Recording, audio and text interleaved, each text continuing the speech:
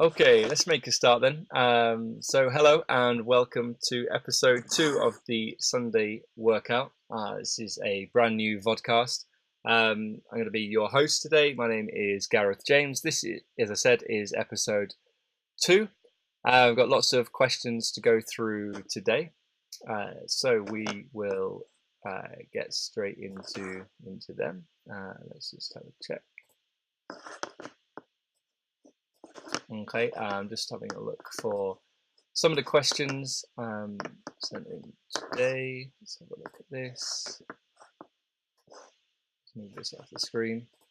I thought I had these already loaded, but let's just have a look. We're going into episode 2 and the questions.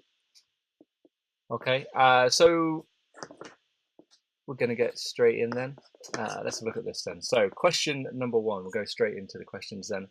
Um, This is from Bjorn from Belgium.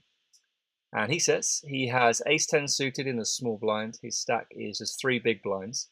The button raises him all in. He's pretty lag. There are 676 players left and 675 make the money.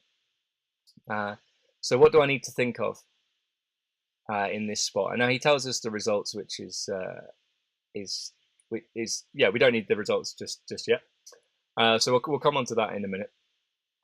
But what do we need to think about then when there's just one player left to bust before the money? Now, my first thing I would think about is that with only 3 big blinds, it's going to be pretty difficult for us to win this tournament. So it makes a lot of sense to do our best to cash in the game. And the best way we can do that in this particular spot is to actually go ahead and fold. Now, there are 676 players left, which, you know, it's a very, very long way to go to the final table. And like I said, it's going to be pretty difficult to win this tournament and to make a lot more money. But what you'll find actually is the reason why we want to cash in this particular instance. Now, it might be that the cash isn't a lot of money, but you know, all of these cashes will soon mount up, especially if you choose to fold in this spot when you have a micro stack, you're on sort of life support, as it were. So it makes sense to go ahead and fold here. What else do we need to think of? Actually, we just go back to the point I was just making. So the min cash here, the next time that you're able to go from 0, which would be if you bust in a 676th place, compared to finishing inside the money, that jump there from 0 to however much it happens to be for a min cash, it's you won't find that jump until much later on in the tournament. You might even need to be in the top, I don't know, 50 players to see a jump bigger than from 0 to a min cash. So that's why it's really important to do our best to make that min cash. And then, like I said, all of these min cashes will soon add up.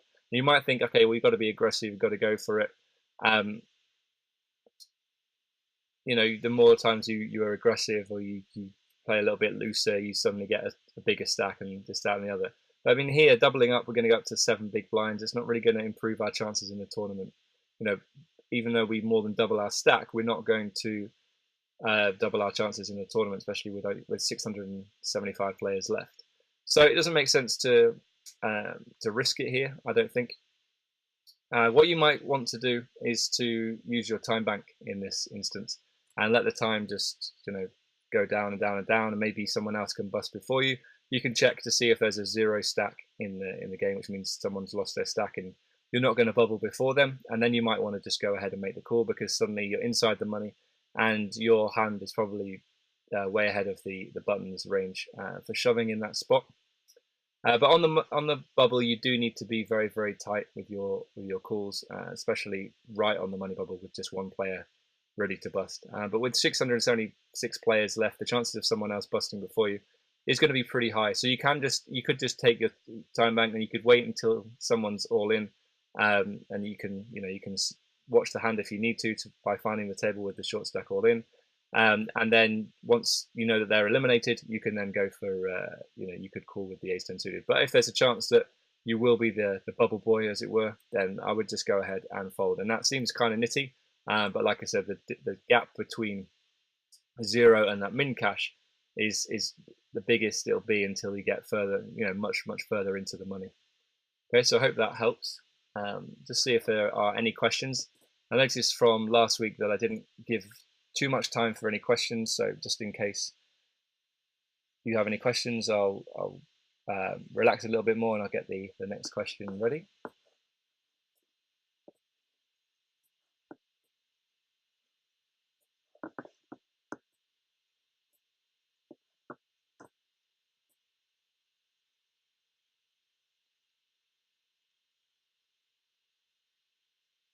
So I'll make a start on the next question. And if there are any questions coming in, then I will pause my thoughts on the next one, and we'll go back to the first question. But if there aren't, we'll just carry on with this one. So question 2, I think is really interesting actually, that we've had this question. It's from Stefan in Germany. And he says, can you tell me about making a deal at a final table? I got completely lost the other day and felt like I could have held out for more. And the reason why I say this is really, really interesting is that yesterday I actually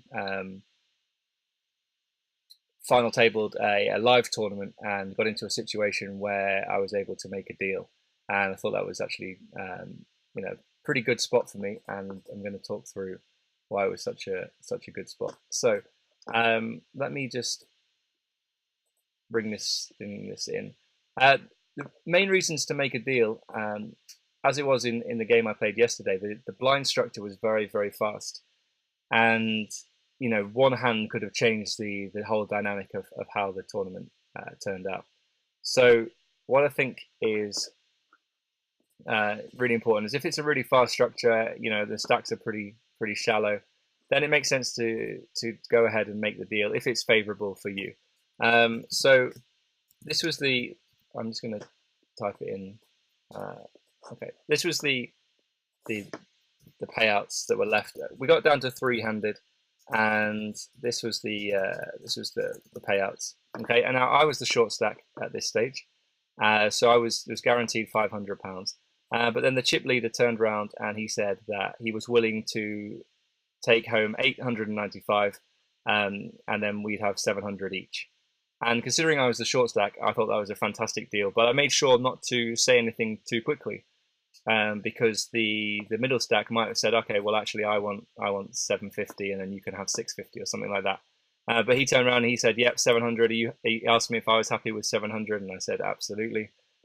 So we went for it. So we ended up actually both getting 700. So essentially what happened is the chip leader gave me £200, and that's probably the quickest £200 that I've ever made, because it took about 20 seconds to make the deal. And I mean, if you put that in an hourly term, it's several £1,000s per hour.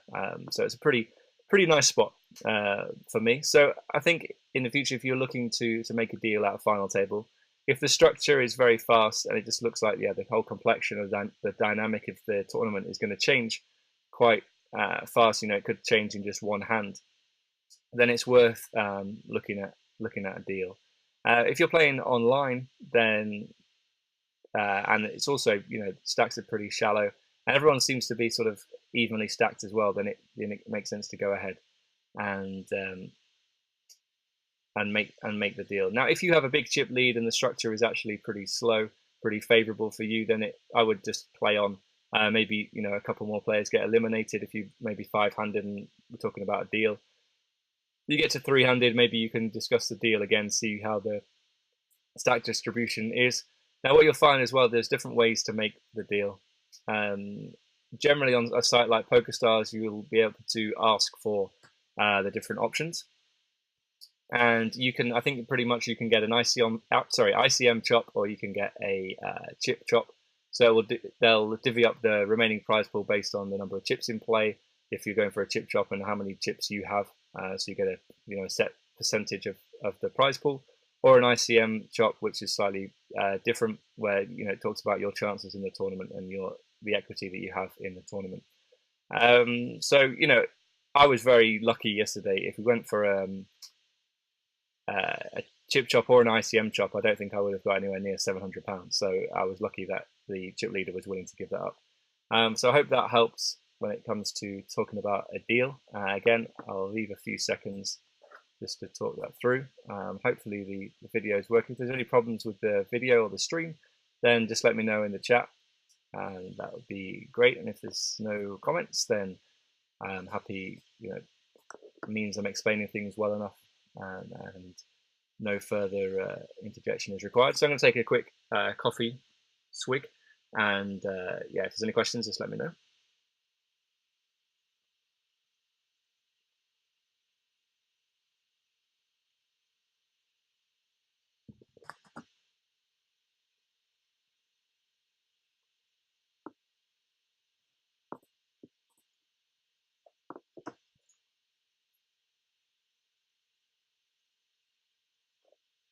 Okay, no questions then, so let's go to question 3.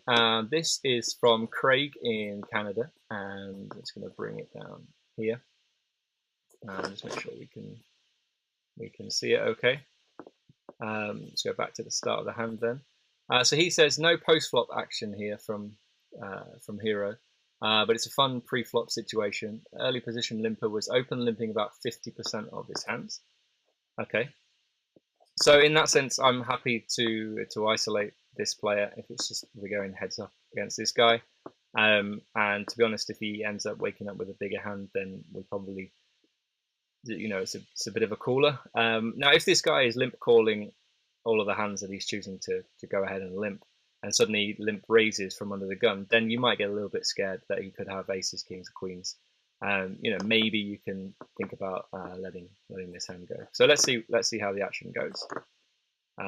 So he limps, and the next villain limps, and then we get a shove for about 15 big blinds. Comes around to us. We need 42% equity in this hand to make the call. I'd imagine this guy is shoving ace king, ace queen, maybe ace jack, ace 10 suited, and then pocket eights plus. So we could have a quick look at Equilab and see if we're getting the right odds there. So let's do that really quickly. So let's say he's shoving eights plus ace 10 suited plus and ace jack off.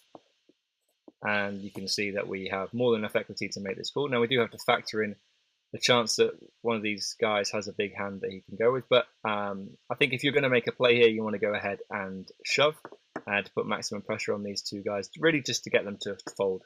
That's the main thing here. Now, if this guy's range is a little bit tighter, we think it's something like this, then we can see how we're doing equity-wise against that range. You can see that we are, we have a 5% edge, so I think that's absolutely fine. But if you've ever seen any of my training videos, I've got just a really quick plug that I make training videos for grinderschool.com and for redchippoker.com, so you can check them out on those two sites. But if you've seen any of my videos on those sites, I don't like really to call when we're not, when there's a big chance that we're not going to win. Now here it's very, very close to being 50-50.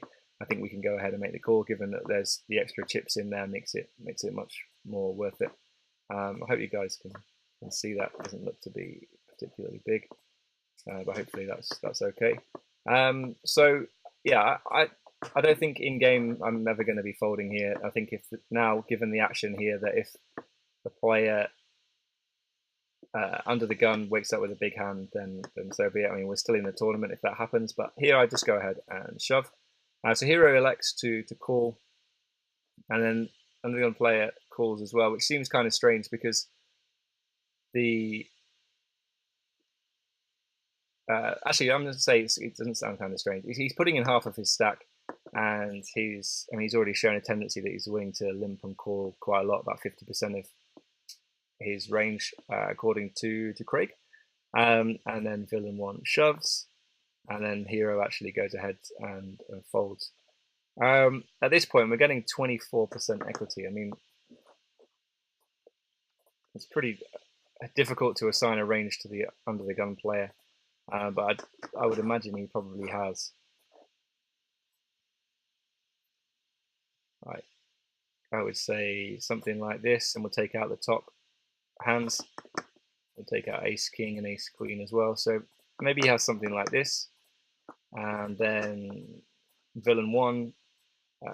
Again, it's pretty tough to know exactly range of hands, but don't forget he's chosen to limp behind, so I don't think he is limping with any of these hands behind. He may do. I mean, you never know, do you? But I would suggest it's probably something like this for his range. So we'll see how we're doing there. And we can already see that our equity is not doing particularly well. And if we can do this, okay, yeah, it seems like it might be a little bit easier. Okay, so we're getting 26% equity, and we need 24% to break even. But again, this comes back to us what I was saying earlier, that like 74% of the time we're going to lose this hand. But you know, 26% of the time we're actually going to almost triple or maybe quadruple up. So that's definitely going to be worth it in that spot. But I think I would just go ahead and shove, and then you just get to isolate this player, and hopefully these two players just go ahead and fold. That would be my suggestion. But yeah, I think folding is probably a mistake in that spot. So we'll see what these guys end up with. So this guy did choose just to limp behind with ace king. I think that's really, really bad. I wouldn't suggest doing that. I think he could easily isolate this player pre-flop. This guy ends up with ace queen. Fair enough. And this guy ends up with 8. So he ends up having the best hand, but unfortunately gets counterfeited on this board.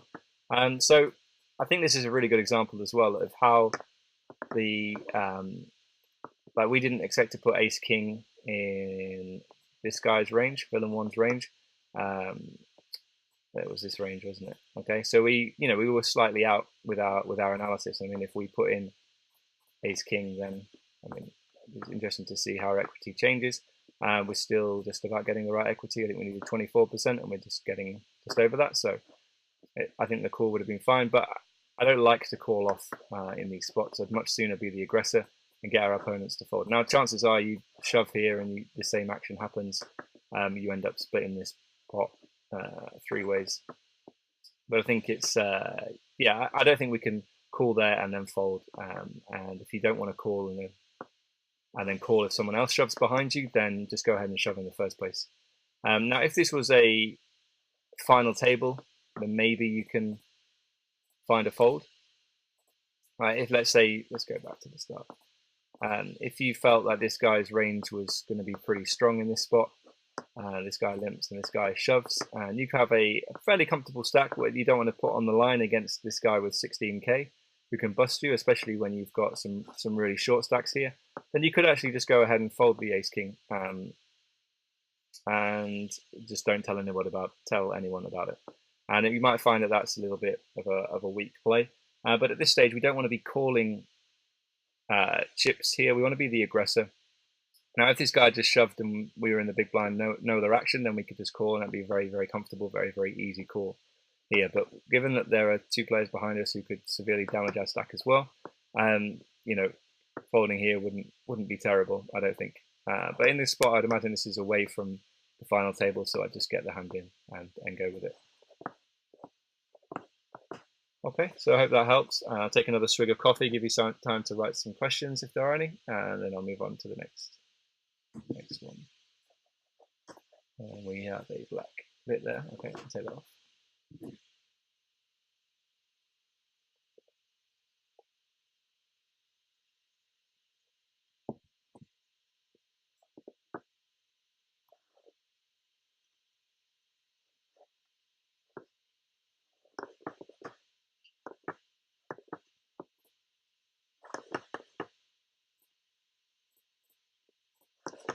Okay, let's go to the next question then.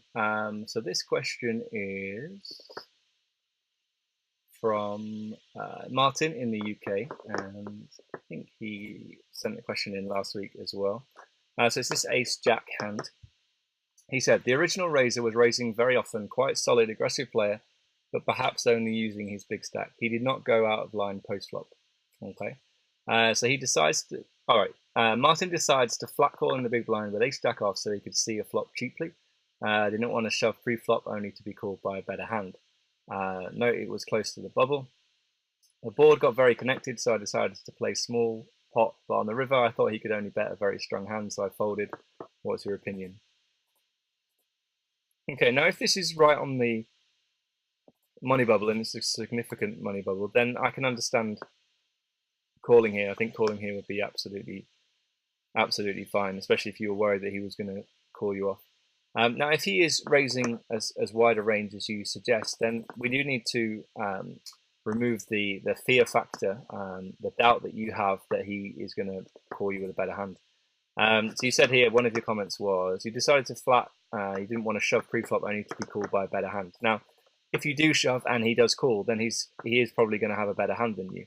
But that doesn't factor in all the times that he just folds. So if we felt like he was raising with, this range of hands, let's say, which is only actually 12% of hands, so you might even want to go a little bit wider. Say that he's raising with 25% of hands. How many of these hands really can call your shove? And it is going to be the hands that beat you. So you can see here, there are 342 combinations. Let's just make sure we've got the calculator ready to go. We've got it here. So 342 combinations, but the hands that he can actually call you with, there's probably only,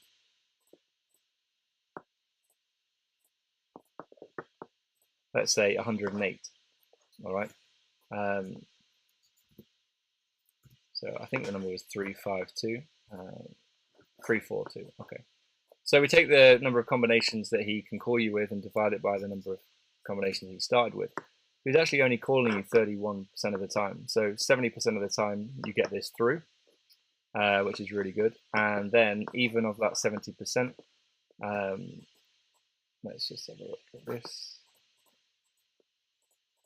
Let's say it's something like this.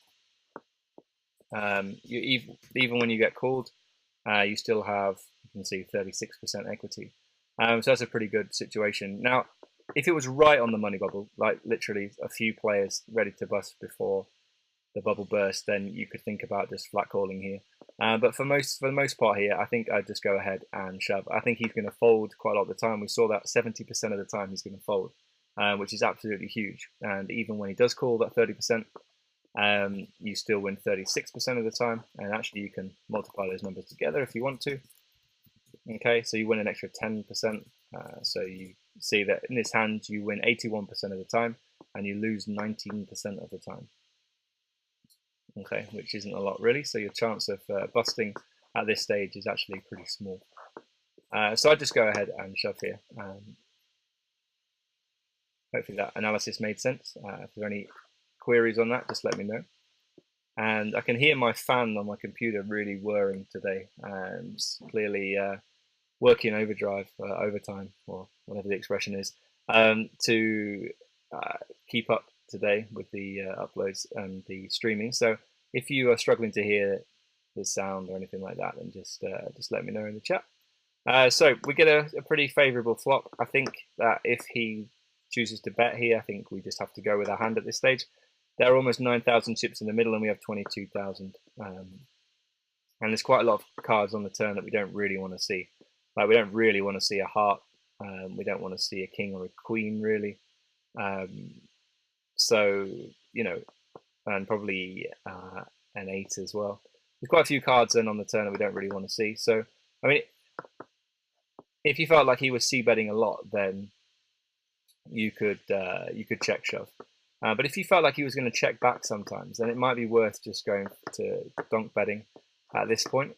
So I think you said something about him not getting out of line post flop. He did not get out of line post flop yet. Okay, so he may well check back a lot of the time here. So he checks back, and I would suggest that he has some kind of weak showdown value now, given that he chooses to check back. So the Ace of Hearts is probably a good and a bad card. I think if you choose to bet here and he shoves, that's going to be a pretty brutal spot for you. So I can understand why you choose to check, and it goes check, check. I think on the river, I don't expect him to have a flush now. I don't expect him to have a straight. So I would just go ahead and bet here. I mean, if you think about it, a lot of the time when people check back here on this kind of board, they have a weak ace-x hand. They might have, I don't know, something like, I'm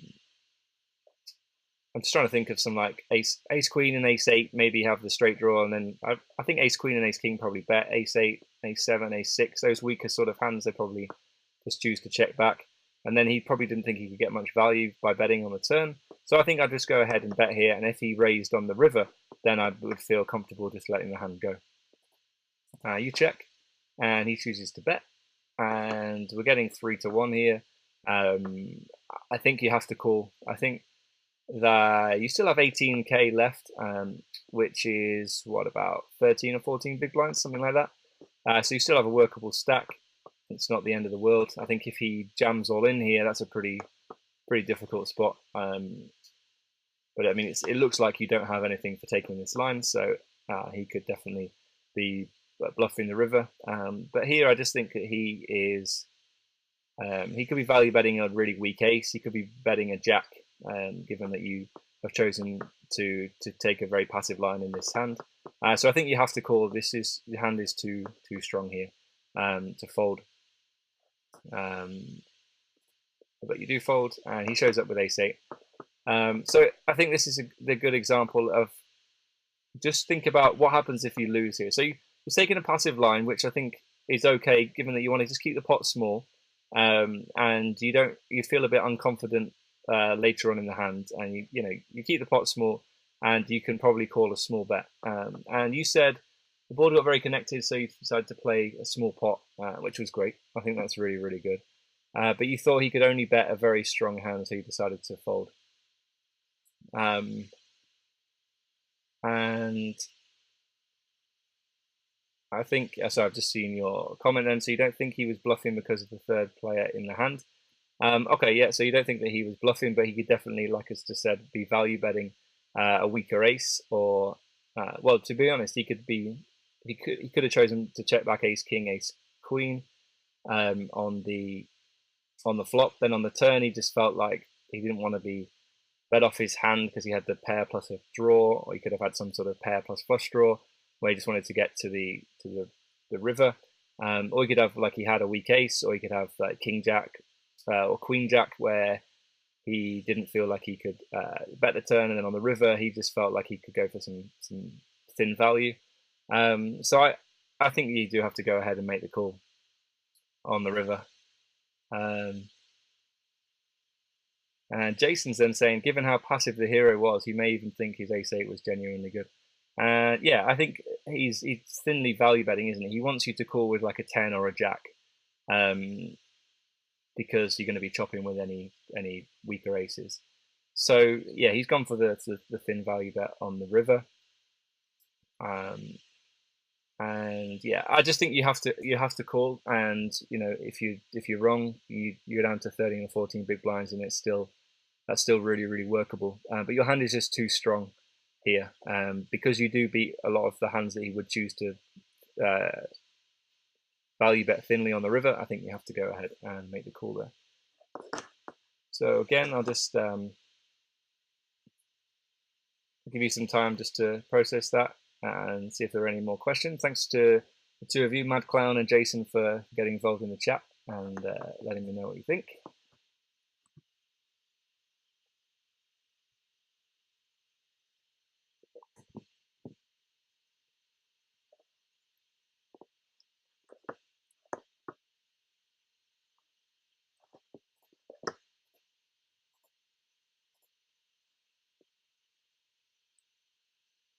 So I was told a bit of feedback from last week. I was told that sometimes I would go too quickly between questions. I didn't give you guys enough time to make your comments. So I've decided to give you a little bit more time today, just in case.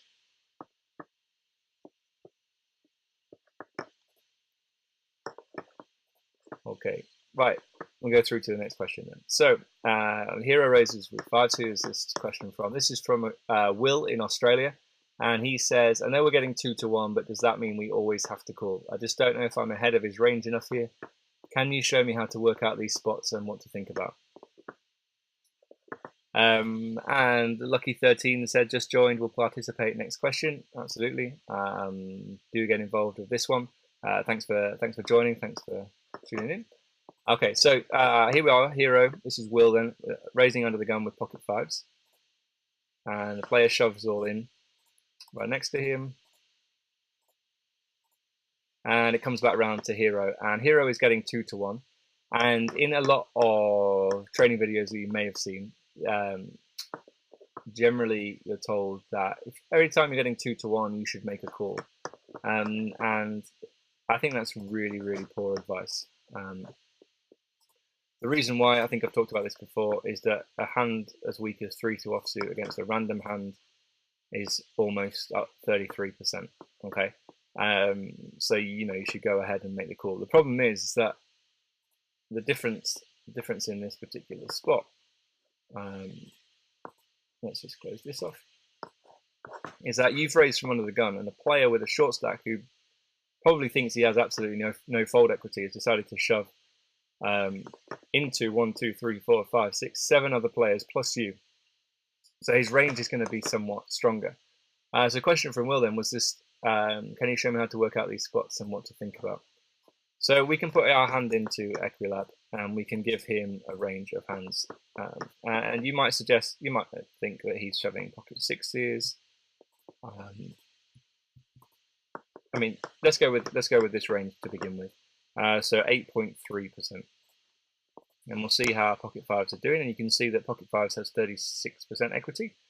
So in this spot, we have enough equity to make the call. We've got just over a 3% edge, which is pretty huge. But you have to recognise that we are going to lose the hand 63, 64% of the time, which is like 2/3 of the time, which is quite a lot. So the other question from Will was, what do we need to think about?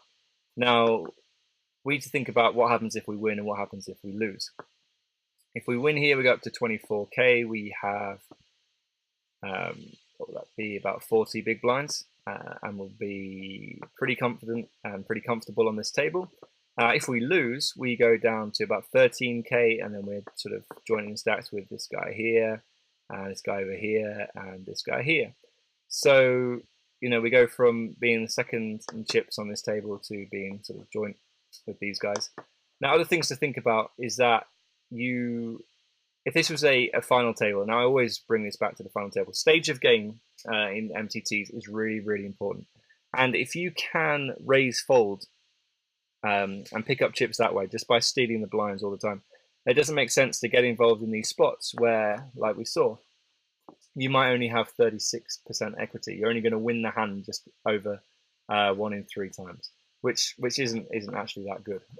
So if you can just choose to raise fold a lot of the time, then and probably just raise and pick up the blinds, stealing blinds all the time. I mean, let's just go back to what the pot is pre-flop. You can see that the pot is 1,500 chips. That is worth having. That's it's a significant part of your stack, and you just need to pick up a few of those. You stay afloat, you stay ahead of the curve, stay ahead of the blinds and antes that are eating away at your stack. So that's going to be really, really important. So you don't necessarily have to make this call, and I think it's an interesting question that Will says, does it mean we always have to call? And I don't think you do. I know a lot of coaches out there will say, look, you're getting the right odds, you have to make this call. But here's the big thing. How do we know that this player's range is exactly this? Okay, we could start by saying, okay, well, actually, I think it's going to be much, much wider. I think he's going to be shoving a lot of aces. I think he's going to look down at suited ace. I think he's going to go with that hand, and we're going to shove. Maybe this is this player's range. Okay, and you can see, wow, we have a massive edge now. Okay, we definitely want to go ahead and make the call because it's now just 50-50, pretty much, and we only needed 33%. So we've got a massive 15% edge there, which is absolutely huge, and I think you'll agree with that. But let's just stop for a minute and think, okay, well, actually, this guy's range he's pretty tight. I think he's going to be shoving something like this. Okay, and you can see that in this spot, I can't remember, maybe 33%. We're still getting the right equity, but we're still, it's only a 2% edge at this point. So you've got to decide whether or not you think it's good to go there. But what if this player against an early position raise never shoves with these hands? Let's say he's only shoving with this range of hands. Does that affect things? Can we make the call? Suddenly we've dipped below. All right, and considering we've raised from early position and this player is shoved in over the top, then I think we can sometimes assume that his range will be pretty tight for shoving here, and you might make the call and he shows up with a very weak, a much weaker hand than you believe. And I think the call then would be, you might think, okay, well the call's really, really good in this spot. I'm glad I made it. But you could also he could turn up with a very strong hand, which you'd expect anyway, because the strong hands are always going to be in his range. So I think, yeah, if he turns up with a strong hand, I think it doesn't really affect anything. It doesn't really tell you much about his range. I think if he turns up with a weaker hand there, that tells you more about his range for shoving here. But yeah, folding here wouldn't be terrible. And if you're on a final table, I think I'd probably just go ahead and fold. And I really like this question from GoSub4. It says, "R5 strong enough to open under the gun there?" Based on some of your comments. I think if the table is playing pretty tight, you're just raising to steal. You're not really raising it to see a flop in that sense. So you might as well raise any two cards, and you might actually be better off raising like a suited ace, suited broadways, Broadway hands, suited connectors that will be able to give you a bit more potential post flop if you choose to, if it does happen to go that far. But yeah, you're absolutely right. You don't have to open fives here, and you might think that actually it's pretty weak. And if you're just looking to preserve your stack, I think that would be fine, and look to steal from late position would be a much better proposition in that sense. So Lucky 13 is saying, would you actually just put a few comments? He likes to fold unless you suspect he is really wide from recent dynamic. Yeah, I mean, he might just be sort of punting his stack off now. He might have lost his chips in the last hand and he's just deciding to go with it. But this is the thing, like when you do an equity calculation, you're guessing at the range of hands that your opponent is shoving. And we looked at it from a loose point of view and from a tight point of view. And we saw that if it was sort of average range, then we could go ahead and call. And if it's very, very tight, we have to go ahead and fold. And I think it's going to point towards more like the tight range because he is shoving over and under the gun raise. Obviously, if you've been raising a lot from early position and he's just had enough of that and he decides to shove here, then you might think that your fives are going to be good because his range is going to be that much wider. So yeah, so I think folding would be okay. I think folding pre-flop, like just open folding without raising, would be fine as well. Let's just. I think I had this hand loaded in Isomizer, so let's have a look at that.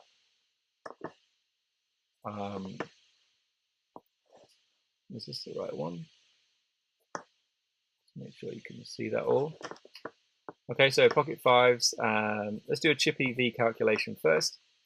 Okay, I'm just going to click calculate, and it will tell you the range of hands that you can call if the under the gun player is shoving twos plus and ace jack and ace 10 suited. Okay, but the good thing to do is you can just click on this hand EV chart, and you can see that even if this guy is shoving jacks plus ace queen suited and ace king off, that you can make a profitable call. So unless we know that he's shoving really, really tight, you can call it according to the chip EV. But let's suddenly switch this to the Sunday Million and see how things are going now. Okay, now then we only get a profitable call if we think that he's shoving fives plus ace 9 suited, ace 10 offsuit, which is obviously a lot of a wider range for him to be shoving for us to make a profitable call. And if we felt like he was shoving a pretty tight range, you can see that actually be a pretty bad call in that spot. It is pretty small. Like the edges are pretty small, so you're not going to be making too big a mistake. But I think if you can just go ahead and raise a lot to steal the pots in the first place and be the aggressor, I think you're going to be in a much better spot. Good things to try out in here. Let's say that he shoves for 10,000 instead, and you can see now that we only have a profitable call if we think that he's shoving 21% of hands, and I think that's pretty unlikely at a final table. Something like the Sunday Million, where he's just not going to be shoving that wide, and you can see that range of hands: threes plus, king jack offsuit, queen jack suited, ace 2 suited, ace 4 offsuit. I just don't think that's going to happen. You can see like against the normal kind of range he's going to be shoving If you went pretty tight, like 10%, you're still making an error. And you see this like minus 0.5%, and you might think, okay, what does that actually mean? And we can work it out. So if it's a Sunday million, we got $1 million in the prize pool, and it's actually not going to be too big. So point, did I get that right? Hang on, that's 0.5%. Let's try that again. So a million divided by 100, and then that's 0.5. Okay, so as you can see, that the 0.5% of the prize pool is actually a pretty significant mistake. It's going to be $5,000 mistake. So we don't want to be making that in a tournament as significant as the Sunday Million. And there might be other spots where you, smaller tournaments where you might only be making like a $50 error. But you don't want to be making those errors. So it's really, really important to consider the stage of the game, like I mentioned earlier, and to think about how your chips will line up with everybody else moving forward, and whether or not you can actually just go ahead and fold. So hopefully you've understood all that. Lucky 13 said, "Would you call if you were in late position?" Yeah, I think that if you raise from the button, he shoves from the big blind, then his range is going to be somewhat wider, and I think the call is probably going to be a little bit easier. I think if there are a couple of short stacks in the blinds and you're raising from the button, it might just be better to go ahead and shove fives, because what we don't want to do is induce our opponent to shove a hand like Jack 10 suited against our pocket fives. And as you can see, that hand has significant equity against us. Whereas if we go ahead and shove in the first place, then there's a chance that he folds hands like Jack 10 suited. Okay, so let's give you a few seconds. I'll have another swig of coffee and see if there are any questions there.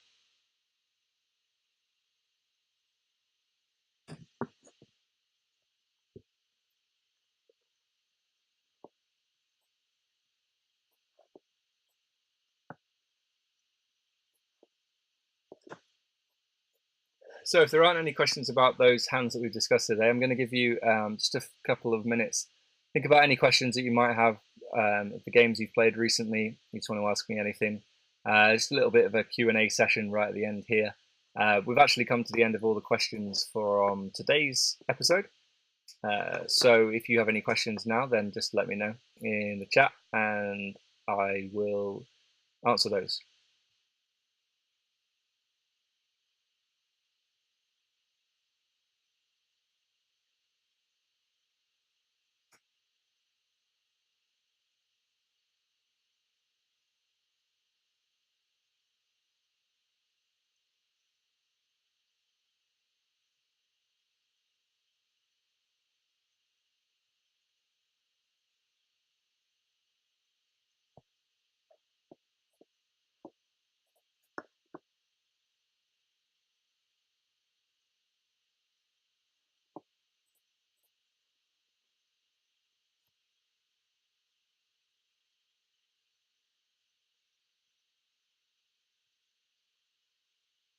So let's give you a few more seconds, see if there are any other questions, and then if not, we'll wrap things up.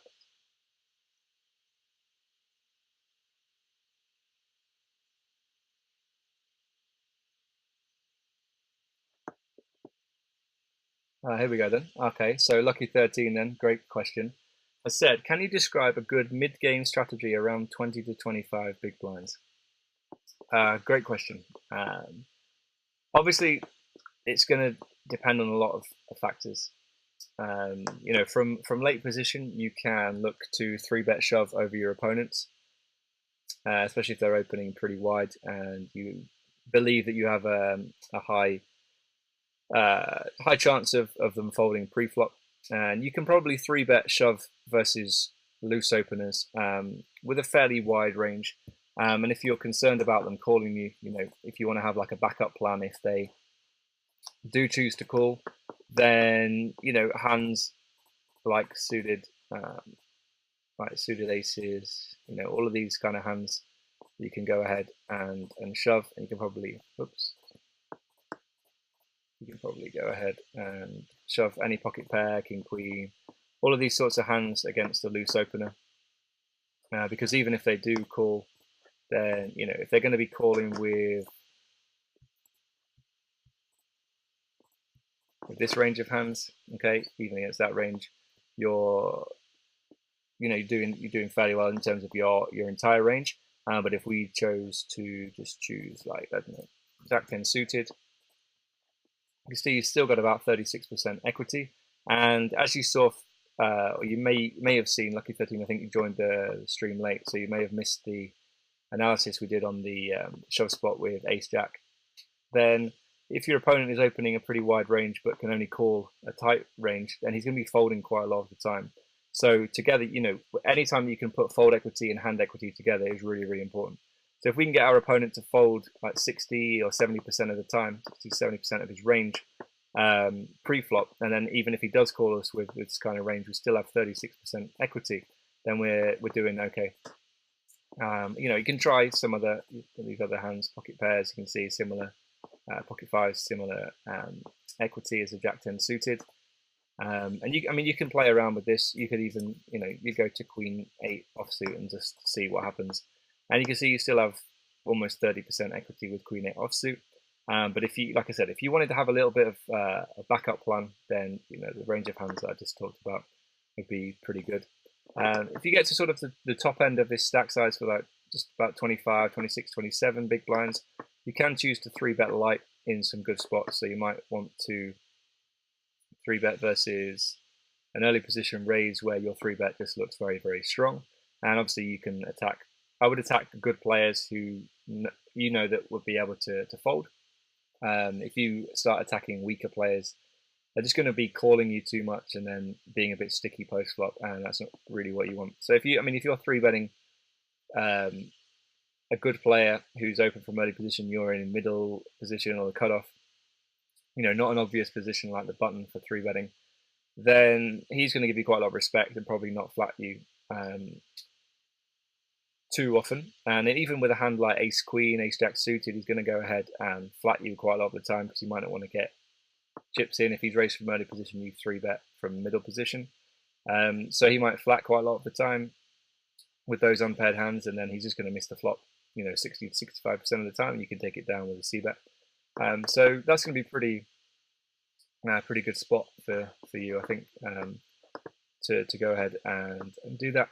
Obviously, open raising from late position is going to be really good. If you can attack tight players, then that's going to be really, really sensible, and really, really good option. I think that's going to be it for discussion about 20 to 25 big blind stack.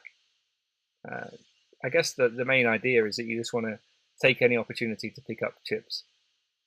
As soon as the blinds start going up, your options are very much limited. You go down to just an open shoving stack, and you want to try and stay away from that if you can. The other thing as well is that let's say you did shove with Queen 8 offsuit here, 25 big blinds, and you got called off by one of these hands, and you did this time 30% of the time you got called. You did actually double up, and you suddenly got 50 big blinds, which is absolutely huge. And I know there are some coaches there, especially like high stakes MGT regulars and the high stakes MGT coaches, who will advocate this kind of style because they only need to get it right, once deep in a tournament, and suddenly they have a 50 big blind stack going towards a final table. I like a more lower variance approach, and yeah, I think I like a lower variance approach where we shove hands where we have a little bit better equity than 29%. Okay, but I mean for the most part, when you're 3-betting, you're looking to looking for fold equity. In the most part, you just get them to fold 60 to 70% of their range, like we talked about earlier on. Okay. Let's just see this. Just moving this question up. Let's have a look. So in the final 20 players out of 700, with 14 big blinds left and in big blind, I called a min position.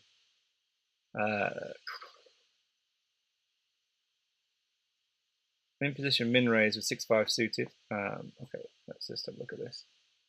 Okay. So let's look at it. Final 20 players left of 700. Cool. So we've made it pretty deep, almost up to the last two tables then if it's a 9-man tournament. 14 big blinds left, and in the big blind I called a min position min raise with 6-5 suited. Flop is ace with 4-7, then you've corrected that, that's cool. For your open-ended straight draw, do I shove? A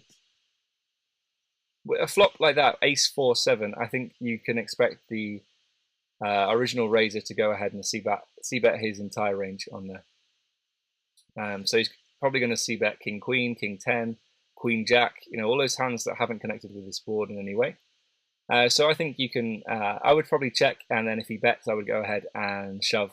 And if you happen to run into an ace in that spot, then you just gotta, gotta hit your draw. But this is another example of where you can mix up hand equity and fold equity. So if you bet, and if he bets and then you shove, he's probably going to have to fold his king queens and his king jacks and his king tens and queen jacks and queen tens, stuff like that. He may well even choose to c-bet a small pocket pair here, just trying to get you out of the pot. Given that you flat called from the big blind, you can expect him to be c-betting a pretty high percentage of the time, because he would expect your range to be pretty weak. And I've seen it a lot recently. There's lots of research and learning going on at the moment about flooding off shorter stacks in the big blind. So you might think actually flooding off 14 big blinds used to be a bit of a mistake.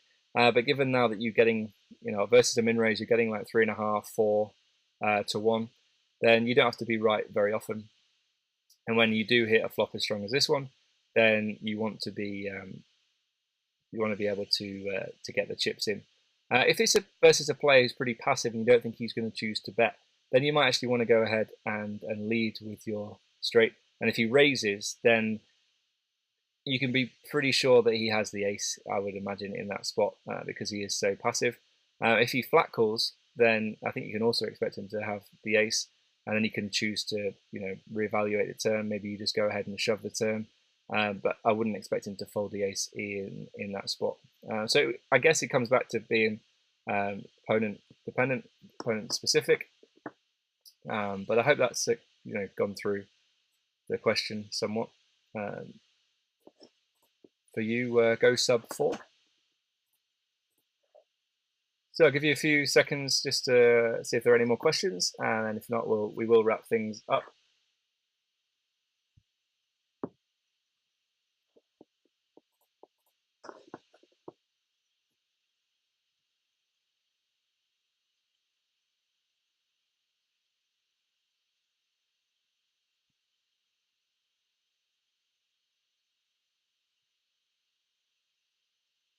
Go sub 4 saying, excellent, thanks. You're very, very welcome. Thank you for your question. Really, really appreciate that. Okay, then I think we are going to wrap things up for today's episode. I think it's been really, really, really good. Thanks to everyone that sent in questions. And thank you for the questions today from Lucky13 and Go Sub 4 as well. It's great to have that Q&A session at the end as well. If you have, let's just do this. If you have enjoyed today's stream, then please share some of the tweets that I'm putting out. Please share that this podcast is going live at 4 o'clock every Sunday, just in time for your Sunday grind. If you play in the evenings in the UK, I guess it's going to be sort of morning lunchtime in the States, in that area. And then if you're in, I guess, Australia, then it's going to be, I guess it's going to be early morning by now. So yeah, hopefully it's not too late for you. But yeah, I think that's gonna wrap things up. I'm hoping to just to make this podcast, better and better, and more people involved, get more questions, and just keep it going. All right. So Jason saying 4 p.m. UK time, 3 p.m. GMT. Absolutely. I think I have updated the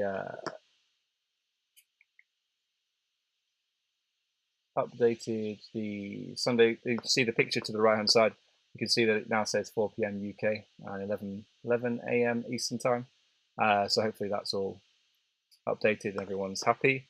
But yeah, thank you for that, Jason. Just keeps everyone in the loop as to what time the stream is. And yeah, so thanks for tuning in, guys. I really appreciate the support. And until next Sunday, take care and have a great time at the tables. Cheers, guys. I will see you later. Bye bye.